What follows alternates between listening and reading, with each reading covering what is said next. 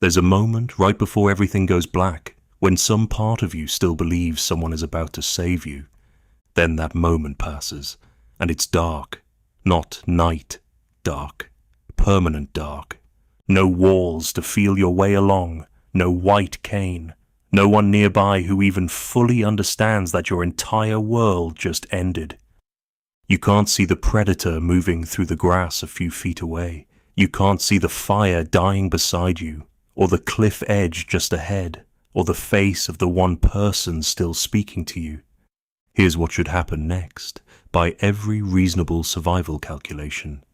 You should die within days. That's not an exaggeration. In a world with no medicine, no assistive tools, no safety net of any kind, total blindness should have been close to an automatic death sentence. Except, archaeologists keep digging up skeletons that flatly contradict that math. Bones belonging to blind people who didn't die within days. Some of them lived for decades. This is the real story of how that happened, and it starts with a single bone that quietly rewrote what scientists thought they understood about survival in the ancient world. Today, blindness is a serious disability, but it comes with tools built specifically to support it. Braille, screen readers, trained guide animals, entire cities designed with accessible infrastructure in mind. For most of human history, none of that existed. There was no formal medicine for it, no assistive technology, no legal protection guaranteeing anyone's care. And yet, the archaeological record tells us something remarkable. Blind people didn't just occasionally survive in the ancient world. Some of them lived long, full lives, decades after losing their sight completely. The evidence starts with a discovery that quietly rewrote what scientists thought they knew about our ancient relatives. Archaeologist Penny Spickens at the University of York documented a Neanderthal skeleton showing something striking: a withered arm, deformed feet, and blindness in one eye, on an individual who nonetheless lived to around 20 years old. 20 years old doesn't sound remarkable until you understand the environment. This was someone who could not fully see, could not fully walk, and could not fully use one arm, surviving in a world of large predators and physically demanding daily survival tasks. That kind of survival simply doesn't happen alone. Someone had to help this person eat, move, and stay safe for years, without any expectation of getting equal labor back in return. Spickens wasn't looking at an isolated case, either. In central France, at a site known as La Chapelle aux Saints, researchers examined a Neanderthal skeleton nicknamed the Old Man, who suffered from severe degenerative arthritis. His joint damage was so extensive that some researchers believe he would have struggled to hunt, forage, or even chew certain foods effectively on his own in his final years. And yet, like the partially blind individual Spickens studied, he lived on, almost certainly fed and supported by the group around him. This pattern isn't confined to one species or one region either. In Vietnam, at an archaeological site called Man Bac, researchers uncovered the skeleton of a young man archaeologists now call Burial 9. His bones showed signs of Klippel-Feil syndrome, a condition causing fused vertebrae and progressive paralysis. By the end of his life, he likely couldn't move his limbs at all without assistance. Bioarchaeologist Lorna Tilley, who studied his remains closely, realized something important. A person this severely disabled, roughly 4,000 years ago, could only have survived with constant, dedicated care from the people around him. Tilley later developed a specific academic framework for cases exactly like this. She called it the bioarchaeology of care, a method for identifying, through bone evidence alone, when a prehistoric community must have provided sustained support to someone who couldn't fully support themselves. Her research kept turning up the same conclusion in wildly different times and places. Disability, including profound vision loss, didn't automatically mean abandonment.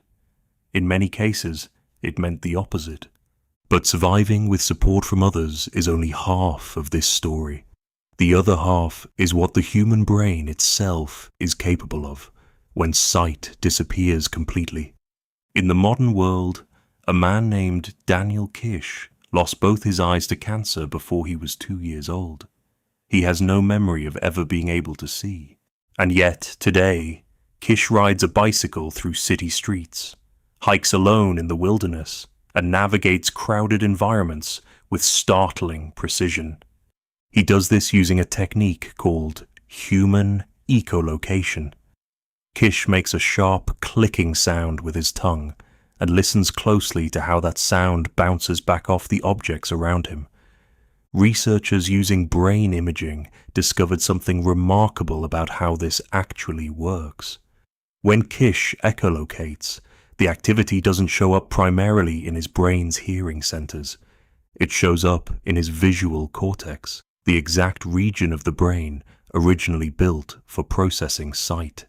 His brain rewired itself, repurposing the machinery meant for eyes into a functioning system built entirely on sound.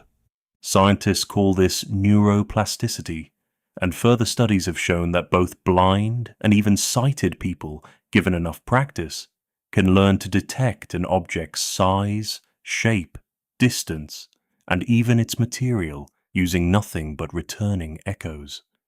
This isn't some rare superhuman ability limited to one man. It's a demonstration of just how adaptable and resourceful the human brain becomes once one sense is taken away entirely. Which brings us back to the ancient world and a genuinely fascinating possibility. If a modern child, blind from infancy, can learn to navigate cities and forests through sound alone, there's no biological reason an ancient human couldn't have developed similar sound-based awareness, tuned instead to the specific dangers and geography of their own environment. Combine that adaptive brainpower with a group willing to help cover the gaps that remained, and total blindness stops looking like an automatic death sentence even tens of thousands of years ago. So when we ask how ancient humans survived total blindness with no modern aid, the honest answer isn't a single clever trick or invention. It was two things working together at once. A remarkable ancient capacity for the human brain to rebuild itself around whatever senses remained, and an equally ancient willingness among the people around them to carry someone the rest of the way.